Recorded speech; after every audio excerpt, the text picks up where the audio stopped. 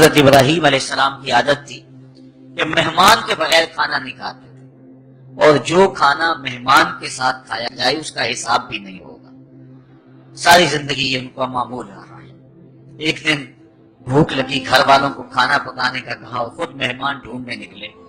ایک شخص کو جو کہ بوڑھا تھا لے آئے، دسترخوان میں بٹھایا، کھانا جب لگ گیا تو اس کو کہا اللہ کا نام لے کے شروع کرو۔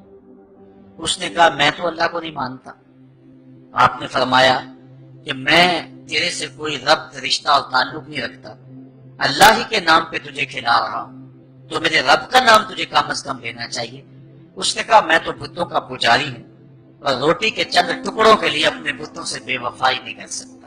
حضرت ابراہیم علیہ السلام بولے جب تو اتنا غیرت مند ہے کہ میرے رب کا نام نہیں لیتا اور اپنے بتوں سے بے وفائی نہیں کر سکتا، تو پھر میرا بھی تو کیا لگتا ہے، اگر میرے رب کو نہیں مانتا تو میں تو کھانا اس رب کے نام پہ کھلاؤں گا، کھاتا ہے تو ٹھیک، نہیں تو تیری مرضی۔ حضرت ابراہیم علیہ السلام کے دسترخوان سے اٹھ کے چلتا بنا، وہ گیا تو جبریل امین حاضر ہو گئے، سلام دیا، سندیسہ سنایا۔ رب کہتا ہے اے میرے خلیل، تو نے میرا ایک بندہ ناراض کر دیا۔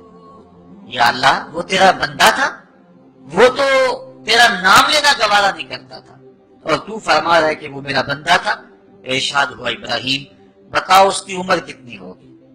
یا اللہ 80 سال کے قریب ہوگی۔ کہا اتنا عرصہ ہو گیا نا میں اس کو رزق دے رہا ہوں، تم ایک دن نہیں کھلا سکے؟ اب حضرت ابراہیم اس کو ڈھونڈ رہے ہیں، وہ دور پہاڑ پہ جا چکا ہے۔ اس کے قریب پہنچے، کہا میاں کھانا ٹھنڈا ہو رہا ہے، جلدی آؤ۔ اس نے کہا ایک شرط ہے، تمہارے رب کا نام نہیں لوں گا۔ کہا نہ لینا آؤ۔ تو کہنے لگا لہجے میں اتنا گداز، اتنی نرمی کیسے آ گئی؟ تم تو کہتے تھے رب کے نام کے علاوہ کھلاؤں گا نہیں۔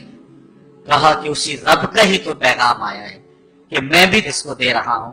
اس نے کہا اگر تیرا رب اتنا اچھا ہے تو کھانا بعد میں کھائیں گے، پہلے اس کا غلام بنا لینا۔ تو وہ رب ہے سب کا۔